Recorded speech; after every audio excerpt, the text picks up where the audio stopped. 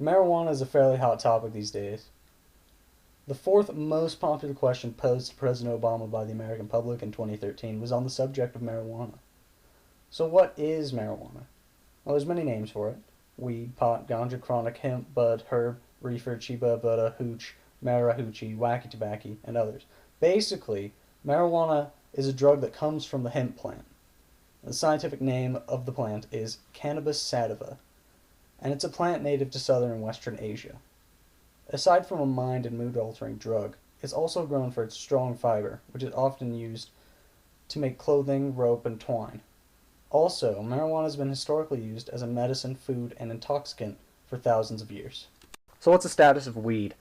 In 2012, Washington and Colorado were two states that voted to legalize the recreational sale and consumption of marijuana. This reverses several laws which began to be ratified in states starting in the early 1900s, and yet still violates a federal prohibition which has been in place since 1937.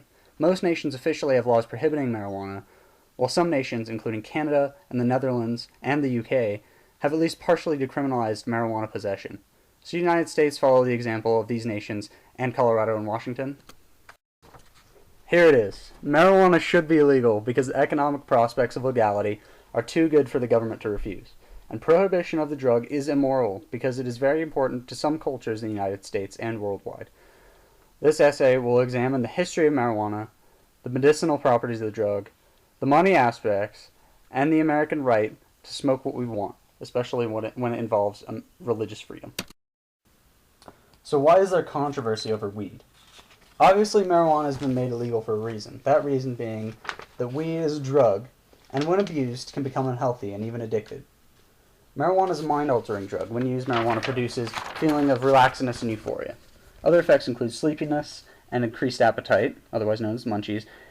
Other occasionally reported long-term and short-term symptoms of using marijuana include depression, anxiety, fear, distrust, paranoia, panic, heightened sensory perception, hysterical laughter, altered perception of time, memory disruption, and motor coordination impairment.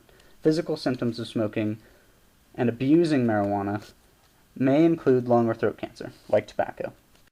So how does marijuana affect the body? Marijuana contains relatively high amounts of the chemical delta-9 tetrahydrocannabinol, otherwise known as THC. THC is a cannabinoid. I won't go too in depth as to what cannabinoids are, but there are essentially three types. There are photocannabinoids, which are produced by plants. Humans and other animals produce endocannabinoids that activate the same neuroreceptors as THC and are crucial for bioregulation. Lastly, there are synthetic cannabinoids. The fact that certain cannabinoids are produced by the body has partially created the concept that THC is natural and perhaps even a medicine. THC disrupts coordination and memory, as I have said before. Let's look at a poorly drawn human brain. THC disrupts coordination by binding receptors in the basal ganglia, which is part of the brain responsible for regulating balance, posture, and coordination and reaction time. This binding of receptors is also part of what causes that trademark euphoric feeling. Memory impairment results sometimes because THC can alter memory making and retaining processes in the hippocampus. So why is all this significant? The effects that marijuana has on a person are drastically different than that of drugs like meth or cocaine. It's important to make the distinction that someone who smokes weed is at worst a danger to themselves, while someone who has done coke or meth is more likely to become addicted and is also more likely to be a danger to others. So back to why weed should be legal in the United States. As a medicine. In 1999, the Institute of the National Academy of Sciences concluded that marijuana has potential as a medicine for pain relief and a weight gain supplement. Canadians can get prescription for weed if ordered by a physician. And in 1985, the FDA approved the use of Marinol, which is a capsule drug containing THC, as a treatment for nausea, vomiting, and weight loss. In the US and Canada, THC drugs are prescribed to people with diseases like AIDS, HIV, and cancer.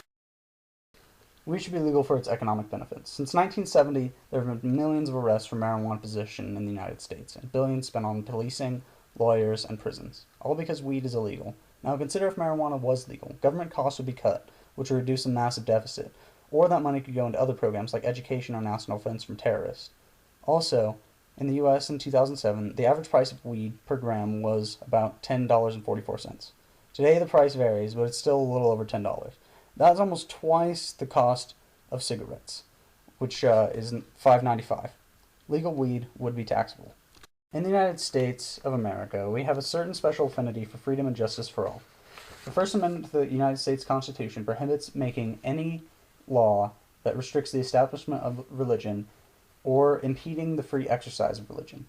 The prohibition of marijuana in the United States is unconstitutional, but in order to fully understand this, we must go back to the year 1887. In that year, this guy was born in Jamaica from unmixed African ancestry. His name was Marcus Garvey, and he was a world reformer who negotiated with the UN and Liberia and often encouraged blacks to return to Africa, and established the Universal Negro Improvement and Conservation Association in 1914. Also in 1914, Garvey founded the Ethiopian Zion Coptic Church, or the EZCC, in Jamaica. In the United States, the church began as a group advocating for African Americans, but gained a different following when several of its leaders were arrested for breaking anti-drug laws in 1973, and law enforcement seized roughly 105 tons of weed from the group. The EZCC has since all but died out, except for a small body in Jamaica, which became the Rastafarians.